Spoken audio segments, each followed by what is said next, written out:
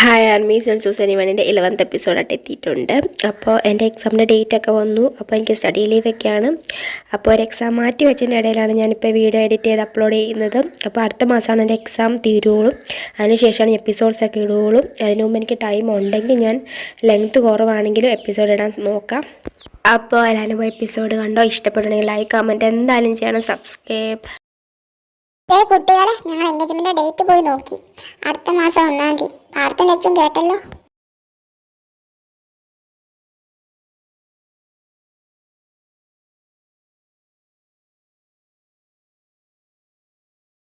നമ്മൾ കണ്ണടച്ച് തുറക്കണോ 1-ാം തീയതി ആവും. നമ്മൾ ഇപ്പം തൊട്ട് എല്ലാം റെഡിയാക്കി തുടങ്ങിയാൽ എൻഗേജ്മെന്റ് ആണ് എല്ലാം റെഡി ആകത്തുള്ളൂ.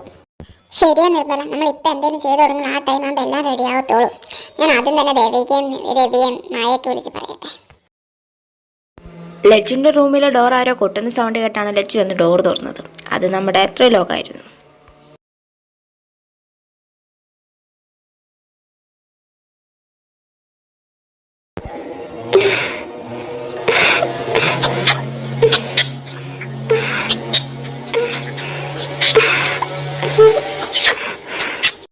എനിക്കിതങ്ങ് ഇഷ്ടായി. നേരത്തെ ഞാൻ നിന്നും തൊട്ട് കഴിഞ്ഞാൽ എന്നെ തള്ളി മാറ്റാൻ ഫുൾ ശക്തി ഉപയോഗിക്കുന്ന ആളിന്ന് അടങ്ങി നിൽക്കുന്നു. എന്തായാലും പൊളിച്ചു.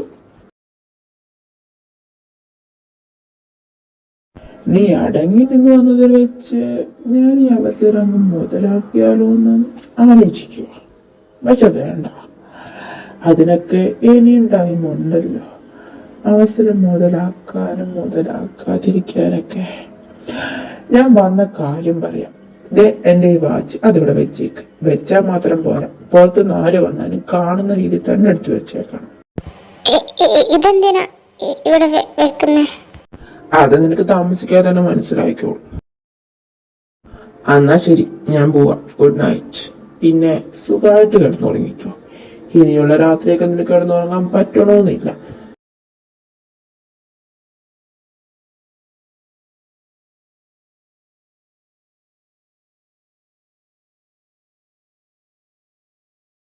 ഇതെന്ത് പറ്റി? പഠിച്ച് മടുത്തോ? ചെറുതായിട്ട് കുറച്ച് നോട്ട് കംപ്ലീറ്റ് ആക്കാനുണ്ടായിരുന്നു. അത് ചെയ്യുമായിരുന്നു. കൈയൊക്കെ വേദന എടുക്കുന്നു. ഓ അങ്ങനെ.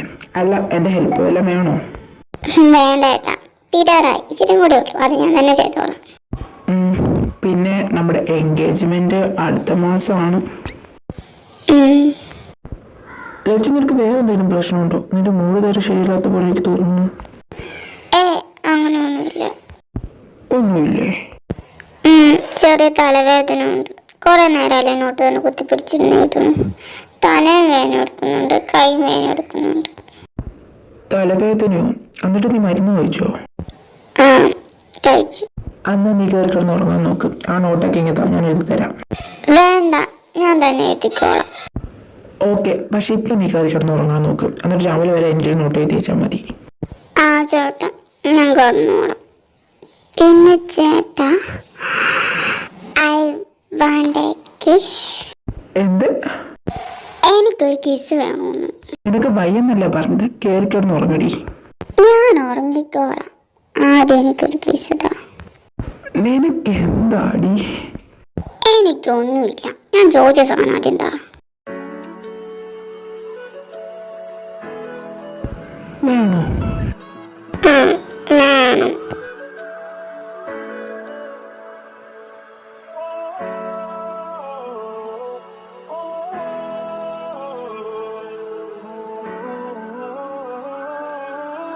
ഇപ്പൊ എന്റെ പെണ്ണ് സമാധാനം കിട്ടിയോ? അന്ന് കിടന്നുറങ്ങാൻ നോക്ക്. ആ ചേട്ടാ. പിന്നെ ചേട്ടാ, ഐ ആം സോറി. സോറിയോ? അതെന്തിനാ? എന്തിനാന്ന് ചോദിച്ചാ അറിയില്ല. എനിക്കിപ്പോ ചേട്ടനോട് സോറി പറയാൻ തോന്നി. അപ്പൊ ഞാൻ പറഞ്ഞു, അത്രേ ഉള്ളൂ. നിനക്ക് എന്നാ പറ്റി? അറിയോ? ഓക്കെ? എനിക്കൊരു കുഴപ്പമില്ല, ഞാൻ ഓക്കെ. എനിക്ക് തോന്നുന്നില്ല നീ ഓക്കെ ആണ്. നീ അതൊരു കാര്യം ചെയ്ത് കിടന്നുറങ്ങാൻ നോക്ക്. ആ, ഞാൻ ഉറങ്ങിക്കോളാം. ലച്ചു, ഈ ഇരിക്കുന്ന വാച്ച് ഇത് ത്രിലോകിന്റെ അല്ലേ? ഇതെങ്ങനെ ഇവിടെ? അത് എനിക്ക് പുറത്ത് കിടന്ന് കിട്ടിയതാ. അപ്പൊ ത്രിലോകൻ അവിടെ ഇല്ലായിരുന്നല്ലോ, അതുകൊണ്ട് ഞാൻ പിന്നെ കൊടുക്കാന്ന് കരുതി. അതാ ഇവിടെ എടുത്തു വെച്ചത്. ഓ, എന്നാ നീ അതിങ്ങനെ തന്നേക്ക്. ഞാൻ തന്നെ അവന് കൊടുത്തേക്കാം. വേണ്ട ഏട്ടാ, ഞാൻ തന്നെ കൊടുത്തോളാം. വേണ്ട, ഞാൻ തന്നെ അവന് കൊടുത്തോളാം. നീ കിടന്ന് ഉറങ്ങാൻ നോക്ക്. എന്നാ ശരി.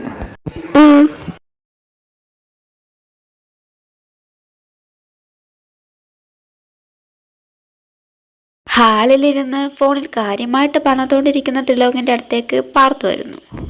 ത്രിലോക്, ആ പാർത്ത്, എന്താടാ? ഈ വാച്ച് നിന്റെ അല്ലേ? ആ ആ ഇത് നിനക്ക് എവിടെ നിന്ന് കിട്ടി? അതെല്ലാം ഒരു സ്ഥലത്തുനിന്ന് കിട്ടി. അല്ല, നീ എന്തിനാ ടെൻഷൻ അടിക്കുന്നേ? ഈ വാച്ച് നീ കളയാൻ പാടാട്ട് എവിടെയോ കളഞ്ഞിട്ട് ഞാൻ അവിടെ നിന്ന് കണ്ടുപിടിച്ചോണ്ട് വന്ന പോലെയാണല്ലോ നിന്റെ ടെൻഷൻ കണ്ട. നീ എന്തായി പറയുന്നേ? അങ്ങനെയൊന്നുമില്ല. എന്തായാലും താങ്ക്സ്. എനിക്ക് കുറച്ച് പണിയുണ്ട്. എന്നാ ഞാൻ റൂമിൽ പോവാ.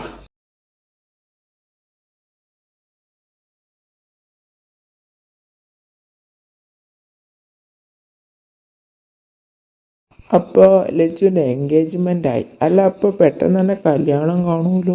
ആ പെട്ടെന്ന് കാണും. പിന്നെ ഒരു കാര്യം പറയട്ടെ, ലച്ചുവിനോട് പറയില്ല. ഇല്ല, നീ പറ. ശരിക്കും എൻഗേജ്മെന്റിന്റെ ഡേറ്റ് നോക്കി കൂടെ കല്യാണത്തിന്റെ ഡേറ്റ് നോക്കി. എൻഗേജ്മെന്റ് കഴിഞ്ഞ് 2 ആഴ്ച കഴിഞ്ഞാണ് കല്യാണം. ലച്ചു ടെൻഷൻ അടിക്കേണ്ടെന്ന് കരുതി ആരും ലച്ചുവിനോട് പറഞ്ഞിട്ടില്ല. ഇത് പൊളിച്ചൂലോ. ഇതവൾ അറിഞ്ഞ് അവളുടെ ഉള്ള ബോധം പോകും. സത്യം, ഓൾറെഡി അവൾ ടെൻഷൻ അടിച്ച് പണ്ടാരടങ്ങി നടക്കും. ആ കൂടെ ഇതും കൂടെ പറഞ്ഞ പിന്നെ നോക്കണ്ട. അതുകൊണ്ട് എൻഗേജ്മെന്റ് കഴിഞ്ഞ് അവളോട് പറയാനിരിക്കില്ല അവരും. അതെന്തായാലും നന്നായി. ഓയ്, റോമിയോ ജൂലിയറ്റ് എന്താ ഇവിടെ പരിപാടി? ഞങ്ങളിവിടെ പുട്ടുണ്ടാക്കുക. ആണോ?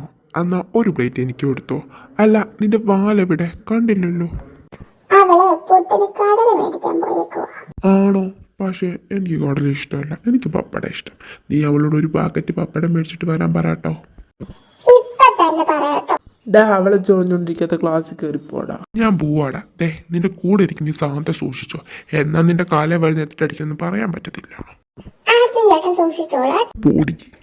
പോടാ. മീനു, നിനക്ക് എപ്പം നോക്കിയാൽ അവനെ ചൊറിഞ്ഞോണ്ടിരിക്കലാണോ പരിപാടി? ഞാൻ അങ്ങേരെ എന്നെ ചൊറിയുന്നത്.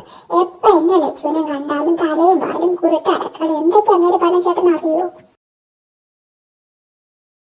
നീ അതൊക്കെ വിടും. അല്ല, ലച്ചു എന്തിയാ രാവിലെ ഞാനവളെ കണ്ടേയില്ല.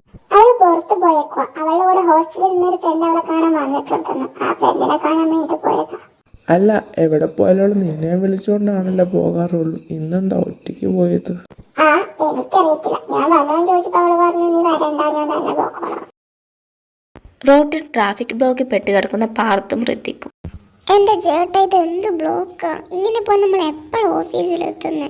അത് തന്നെയാണ് ഞാനും ആലോചിച്ചുകൊണ്ടിരിക്കുന്നത്. അവിടുന്ന് ഇച്ചിരി നേരത്തെ ഇറങ്ങിയാൽ മതിയായിരുന്നു. ഇനി അത് പറഞ്ഞിട്ട് വലിയ കാര്യമൊന്നും ഇല്ലല്ലോ. ഇനി തിരിയാതൊക്കെ പോകാനും പറ്റത്തില്ല. ചേട്ടാ, ദേ ആ കാർ നോക്കിക്കേ. അത് തിലോകേട്ടന്റെ കാറല്ലേ? അതിന് തിലോകേട്ടനാണല്ലോ. കൂടെ ഏതൊരു പെണ്ണ്. അത് ത്രിലോകിന്റെ കാർ തന്നെയാ. അവൻ തന്നെ അതിനകത്തുള്ളത്. അല്ല, അവൻ ഇതെവിടെ പോവാ?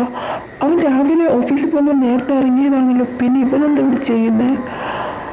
അവന്റെ കൂടെ ഒരു പെണ്ണുണ്ടല്ലോ.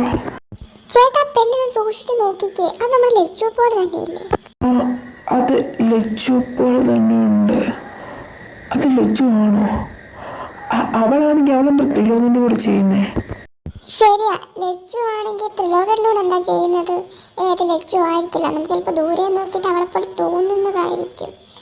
ചേട്ടാ, ത്രിലോകേട്ടൻ വണ്ടി എടുത്തു.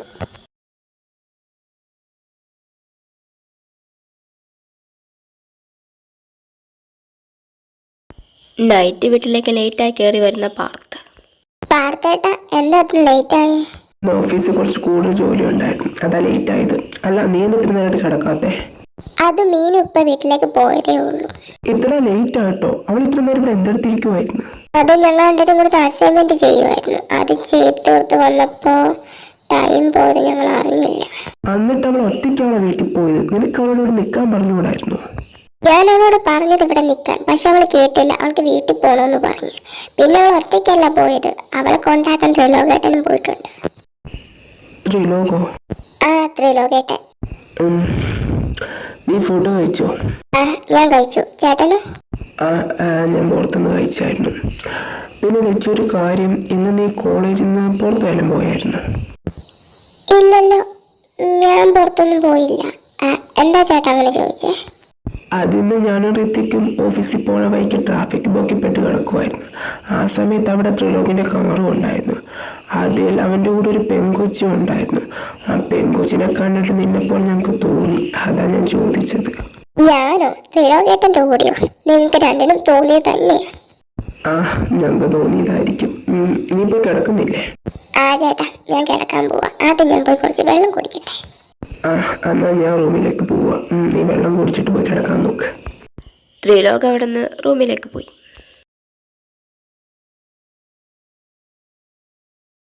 ത്രിലോകേട്ടാ, ഒരു കാര്യം ചോദിക്കട്ടെ? ആ, നീ ചോദിച്ചു. ഈയിടെയായിട്ട് നിങ്ങളുടെ മുഖത്തെന്താ ഭയങ്കര സന്തോഷം? ഇതെന്ത് കൂത്ത്? എനിക്കെന്താ സന്തോഷിക്കാൻ പാടില്ലേ? അങ്ങനെയല്ല ഞാൻ ഉദ്ദേശിച്ചത്. നിങ്ങളുടെ കമ്പനി ഇത്തരം പ്രശ്നങ്ങളൊക്കെ നടക്കുമ്പോ ദേവാച്ചനും പാർത്താട്ടിനൊക്കെ ടെൻഷൻ അടിച്ച് നടക്കുക. അപ്പൊ നിങ്ങളിങ്ങനെ കൂടായിട്ടൊന്നും സംഭവിക്കാത്ത പോലെ നടക്കുന്ന കണ്ടപ്പോ ചോദിച്ചതേ ഉള്ളൂ. ഈ പ്രശ്നങ്ങൾ മുഴുവൻ ഉണ്ടാക്കിയത് ഞാനാണോ? അല്ലല്ലോ. ഈ പ്രശ്നങ്ങളൊക്കെ നടക്കുമ്പോൾ ഞാൻ ഇവിടെ ഉണ്ടായതൊട്ട് പോലില്ല. ഇവിടെ ഉണ്ടാകുന്ന അവരുണ്ടാവില്ലല്ല. അപ്പൊ അവരുണ്ട് ടെൻഷൻ അടിച്ച് നടക്കട്ടെ, എനിക്കതിന് നേരെയില്ല.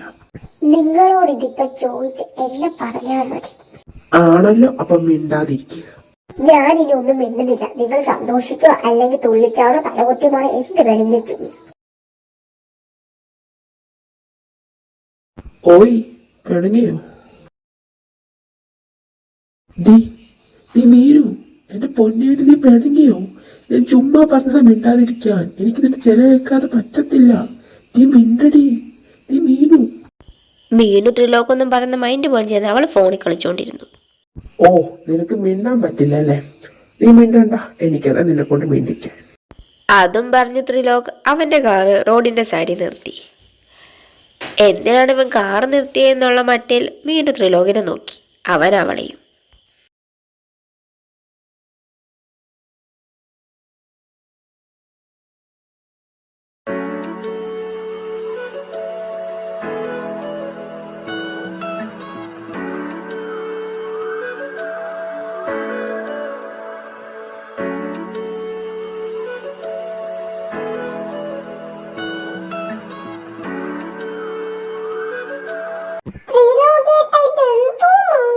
നിനക്കിപ്പോ മിണ്ടാൻ അറിയാല്ലേ? ഇതൊരുമാതിരി പോക്കറ്ററായി പോയി കേട്ടോ. എന്തോന്ന്, എന്റെ ഒരു കിസിന് വേണ്ടി പെമ്പിള്ളാരെ പുറകെ ക്യൂ നിൽക്കുക. അപ്പൊ ഞാൻ നിനക്ക് കിസ് തന്നപ്പോ നിനക്കത് പോക്കറ്ററായിട്ട് തോന്നിയോ? നിങ്ങളെ കിസ് എനിക്ക് വേണ്ട. എനിക്ക് വേറെ ആളുണ്ട്, അയാളുടെ കിസ് മതി. നിന്റെ അർജുൻ ചേട്ടന്റെ ആയിരിക്കും. ഇരിക്കണ്ട നീ, ഇതൊക്കെ രമ്യാന്റെ അറിയണം, പിന്നെ പൊളിയായിരിക്കും. മോനെ, നിങ്ങൾ രമ്യാന്റെ അറിയിക്കാൻ നിൽക്കണ്ട. ആദ്യം വണ്ടി എടുക്കാൻ നോക്ക്.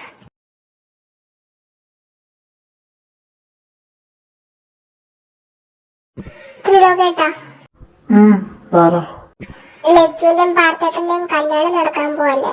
ചേട്ടനത് വിഷമമുണ്ടോ? വിഷമമുണ്ടോന്ന് ചോദിച്ചു കഴിഞ്ഞാ നിന്റെ അർജുൻ ചേട്ടൻ നിനക്ക് ഒരിക്കലും കിട്ടില്ലെന്ന് നീ ഒന്ന് വിചാരിച്ചു നോക്കിക്കേ. അവനെ ഒരിക്കലും നിന്റേതാക്കാൻ പറ്റില്ലെന്ന് നീ വിചാരിക്കുക. ചേട്ടൻ ഇപ്പൊ പറഞ്ഞ കാര്യം എനിക്ക് ചിന്തിച്ച് നോക്കാൻ പോലും പറ്റില്ല. അപ്പൊ ചേട്ടന്റെ അവസ്ഥ എനിക്ക് മനസ്സിലാക്കാൻ പറ്റും. പക്ഷെ പാർത്തേട്ടൻ ലച്ചുവിനെ വിളിച്ചൊരു പാർത്തേട്ടനായിട്ട് ഞാൻ വിളിച്ചിരിക്കുന്നത്. അവരായിരിക്കും ഒന്നാവേണ്ടത്. ചേട്ടൻ ഇത് അംഗീകരിച്ചേ പറ്റൂ. പിന്നെ ചേട്ടനുള്ള പെണ്ണ് എവിടെയെങ്കിലും കാണും. ടൈം ആകുമ്പോ ചേട്ടൻ്റെ അടുത്ത് വന്നോളും. ചിലപ്പോ ചേട്ടന്റെ കൂടെ തന്നെ കാണും. ചേട്ടൻ ഇതുവരെ അവളെ മനസ്സിലായി കാണില്ല. കൊള്ളാം, എനിക്ക് ഇഷ്ടപ്പെട്ടു. ഇഷ്ടപ്പെട്ട പെണ്ണ് വേറൊരുത്തനെ അല്ല, സ്വന്തം സഹോദരനെ കെട്ടാൻ പോകുമ്പോ തരാൻ പറ്റിയ ഏറ്റവും നല്ല ഉപദേശം അതാ. നീ ഇപ്പൊ പറഞ്ഞല്ലോ, ചിലപ്പോ എനിക്കുള്ള പെണ്ണെന്റെ കൂടെ കാണും. എനിക്കിതുവരെ മനസ്സിലായി കാണില്ല. നീ ആരാ കാര്യം ഉദ്ദേശിച്ചത്? വേറെ ആരുടെയും കാര്യമില്ല, ലീജിയുടെ കാര്യം തന്നെയാ. എപ്പോഴെന്താണ് നിങ്ങളുടെ കൂടെ അവള് കാണുമല്ലോ. പിന്നെ നിങ്ങൾ തമ്മിൽ എന്തോ ഒരു സെറ്റപ്പ് ഉണ്ടെന്ന് എനിക്ക് നല്ല ഡൗട്ടുണ്ട്. അപ്പൊ നിങ്ങൾ തന്നെ അങ്ങോട്ട് അവളെ കെട്ടിക്കോ. രണ്ടും നന്നായി ചേരും. നീ നോക്കിയിരുന്നു, ഞാൻ ഇപ്പൊ തന്നെ അവളെ കെട്ടിക്കോളാം. അതെല്ലാം വീട്, ഞാൻ നിങ്ങൾക്ക് ഒരു പിങ്ക് ശർവാനിയുടെ ഫോട്ടോ അയച്ചു തന്നില്ലായിരുന്നു. അതെങ്ങനെയുണ്ട്? കൊള്ളില്ല. അല്ലെങ്കിൽ നല്ലതൊന്നും കാണിച്ച് നിങ്ങൾക്ക് പിടിക്കില്ലല്ലോ. ഞാൻ വിചാരിച്ച ലക്ഷ്മിയുടെ കല്യാണത്തിന് ഒരേപോലത്തെ കളർ ഡ്രസ് ഇടാണ്. നിങ്ങൾക്ക് ആ പിങ്ക് ശർവാണി ഇഷ്ടപ്പെടുവാണെങ്കിൽ ഒരു പിങ്ക് ലംഘയും കൂടെ നോക്കാന്ന് കരുതി. നിനക്ക് വേറെ ഒരു കളറും കിട്ടിയില്ലേ? പിങ്ക്. പിങ്കിന് എന്താ കുഴപ്പം? നിങ്ങൾക്ക് ഈ ബ്ലാക്ക് കളറുള്ള സാധനങ്ങൾ മേടിച്ചു കിട്ടുന്നത് കുഴപ്പമില്ല. ഞാനൊരു പിങ്ക് കളർ എന്തായാലും മേടിച്ചു, അതാണല്ലോ പിന്നെ കുഴപ്പം. എന്തായാലും ലക്ഷ്യനും പാത്രനും കല്യാണത്തിന് തുണി കൊടുക്കാതെ വന്നാലും വേണ്ടില്ല, ബ്ലാക്ക് ഇട്ടോണ്ട് ഇറങ്ങില്ല. അതിനെപ്പറ്റി ഞാൻ ആലോചിക്കാം. ദേ നിന്റെ വീടെത്തി, ഇറങ്ങ. ആ ഞാൻ പോവാ, ബൈ, നാളെ കാണാം. ബൈ, നാളെ കാണാം. മീനു ത്രിലോകിനോട് ബായും പറഞ്ഞ് അവളെ വീട്ടിലേക്ക് കയറിപ്പോയി. Meenu I am sorry. നിന്റെ പിങ്ക് ഷർട്ടാണ് എനിക്ക് എന്തായാലും കല്യാണത്തിനിടാൻ പറ്റില്ല.